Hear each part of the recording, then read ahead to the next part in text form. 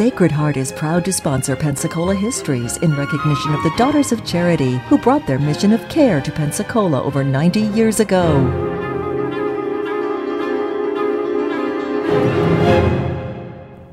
Hello and welcome to our stories of the history of Pensacola, Florida, the North America's first place city. Today we are dealing with episode number 3 of what I call the final Spanish period. Now in episode 2 we talked about the first advent of Andrew Jackson coming into Spanish territory to forestall an attempted attack here against the United States by British forces in the latter stages of the War of 1812.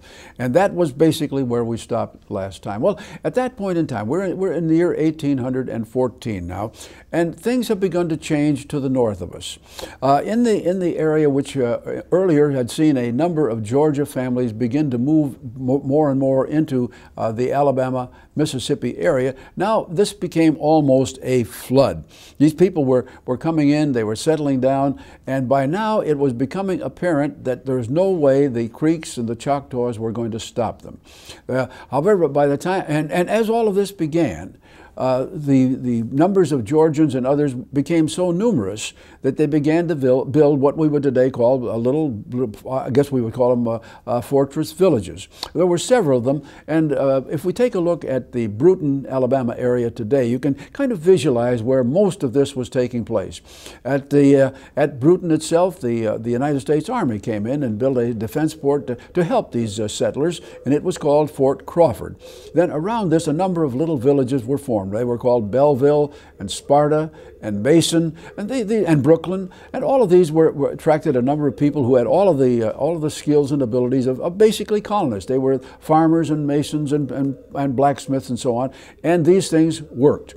And of course, as these people came into play and established their settlements, they needed protection, which the Army began to provide, the United States Army began to provide, and they also needed trade. So beginning in this period, when the 1814, 15, 16, we begin to see trade take place between these small villages and Pensacola.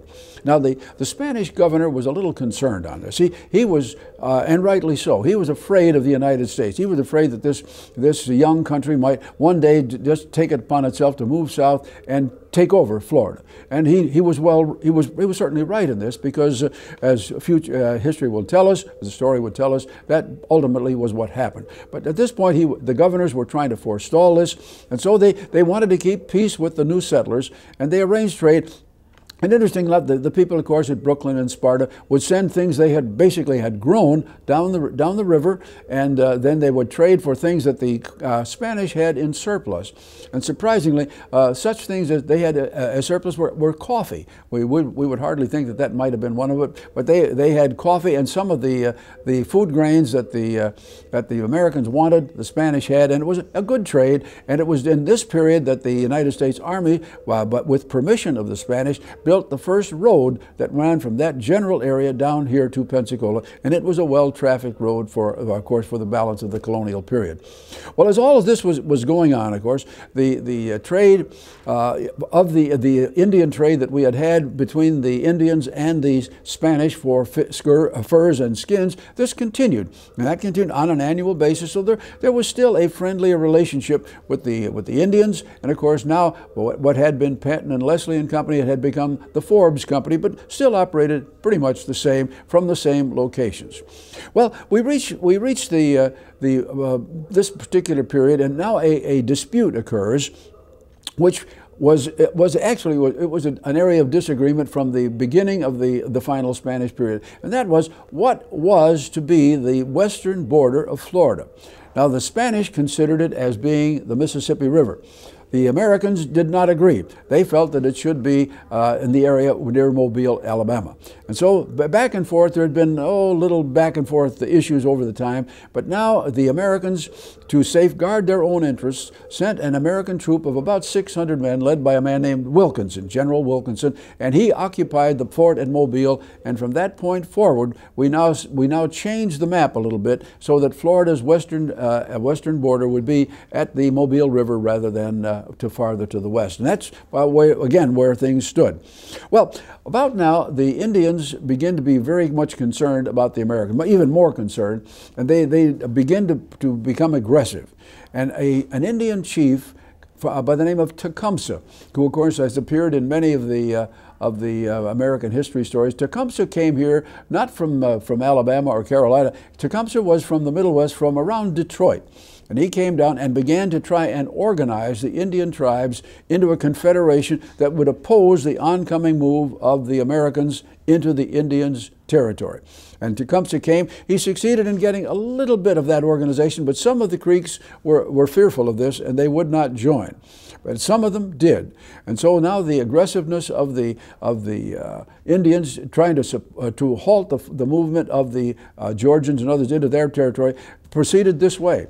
In this year 1815, a chief by the name of Peter McQueen, along with another one named Big Head Jim, came to Pensacola. Now they were accompanied by about 200 men. Now you can kind of imagine what it was like. Here's the governor sitting in in the government house, and he's sitting there with James Forbes of the Forbes Company. They're looking at what's going on outside, and they suddenly realize there are 200 Indians sitting under the trees outside, and the Indians are saying, "We want powder, we want weapons." Well, the governor could honestly say that he had very little to give them. And Forbes held out. He said, "We will not do this." But after long negotiations and recognizing that the Indians could have created havoc here in West Florida, Forbes gave them about 1,000 pounds of powder, which they put on their horses, stacked, and started away. They marched forward, and they came to an area that in history is known as the area of Burnt Corn Creek. It's not too far from Bruton itself, and they encamped there for the night. The colonials recognized that what was happening, and they sent a little militia group led by a man named James Collar to try and get back from the Indians what they had taken from the Spanish, and just to kind of defuse what was happening. And the first battle of what we later call the Creek Wars thus occurred at Burnt Corn Creek, and the Indians were dispersed. Well, the Indians became more and more aggressive, and finally, as we pass into the 1815 era, the settlers in these little cities that we've been mentioning become very fearful, and it is pretty obvious that the Indians are about to do something very, very forceful. And so, about 550 settlers from these various outlying villages and farms are gathered together in what was known as Fort Mims. And they are there. The Indians rush in, they surround the area, and every one of those 553 people are killed. This is the massacre at Fort Mims. Well, word of this, of course, gets up into Tennessee, where Governor Blunt says we cannot have this, and once again he assigns General Andrew Jackson to put together his force of volunteers and to move south and to take action against the Creeks. There are several small battles fought, and then there is a final climactic battle fought at a place called Horseshoe Creek or Horseshoe Bend, not far from where Bruton is today. It is a very decisive battle, and Jackson totally defeats the Indian force. About a week later, the Indian chiefs sit down with Jackson at a new fortress which he is building, and they conclude a treaty. And this is a rather unusual one. It doesn't appear in the American history books very often, but it's a critical part of our local history, because in that treaty, the Indians concede about 150,000 square miles of territory to the United States, which means that virtually all of the Indian territorial area, which had been granted to them in the Treaty of Paris of 1783, is now taken away, and the Indians are now being forced to the west. A few, not many, but a few of the Indians are given land here because of their good relationships with the Americans, and many of them did stay. And we have a significant Creek tribal population in the southeastern Alabama area today, particularly around Atmore, and the men and women who are there today literally are the descendants of those who were given those prized territories at the end of this battle. Well, all right, things are, this part of the story has come to a close. The Indians are now being removed from the Alabama-Mississippi territory, and within a year, there will be enough Americans in what we now call the state of Mississippi for that area to become a state and a part of the United States in that way. It would be 1819, however, before Alabama had sufficient numbers, and they became a state at that time. All right, back in Pensacola itself, things are not going too well. The Spanish situation in the homeland continues to deteriorate, and as this is happening, all of the many different possessions that Spain has in Latin America are beginning one by one to rise up in revolution. The people there have seen what happened in the American Revolution. They've witnessed what happened in France, and so they are beginning to put together revolutions of their own, and one after another, the revolutions are taking charge, and the Spanish are being moved out of the Latin American territories. Well, here in Spanish Florida, things are a little different. Now, we have to remember, we have to turn back the clock just a little bit to the year 1793, when in a very unusual event, a young man who had just graduated from Yale College as an engineer came down south with his friend whose family owned a little plantation at Washington, Georgia. And the two men were there. They were just having a good time over the summer break. And young Eli Whitney happened to watch some slaves at work in the courtyard, literally hand-picking seeds out of cotton.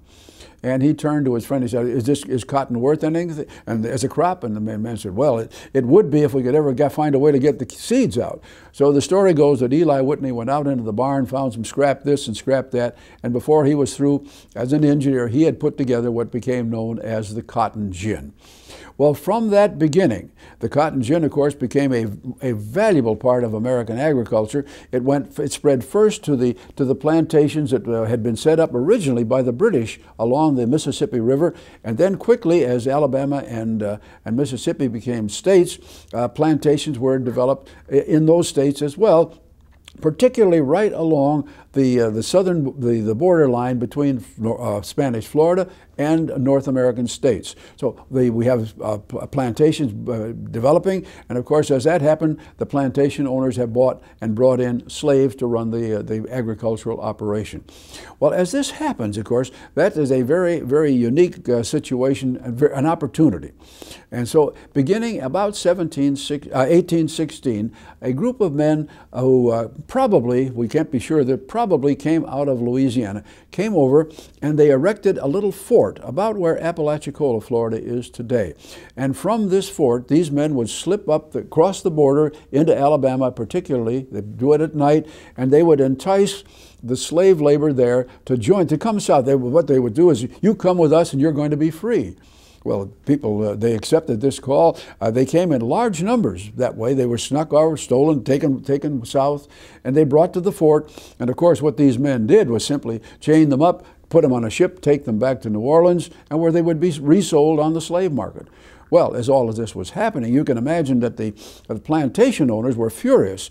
They appealed to the United States government for help. The United States turned to Spain and said, this is happening in Spanish territory, you must do something, and basically nothing did happen. The numbers grew, and by the time we get into the year 1817, the claims for restitution of lost property of this type had reached about $5 million, which in those days was a lot of money.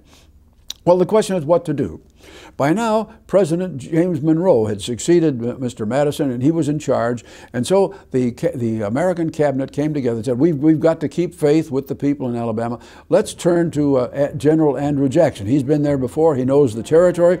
Let him send his troop down there, and let's them take care of that fort and end this terrible trade. So Andrew Jackson marched south and moved right into Spanish territory. Remember, this is now Spanish sovereign territory, and with very little difficulty, he surrounds the fort at Apalachicola, captures it, and ends the slave trade.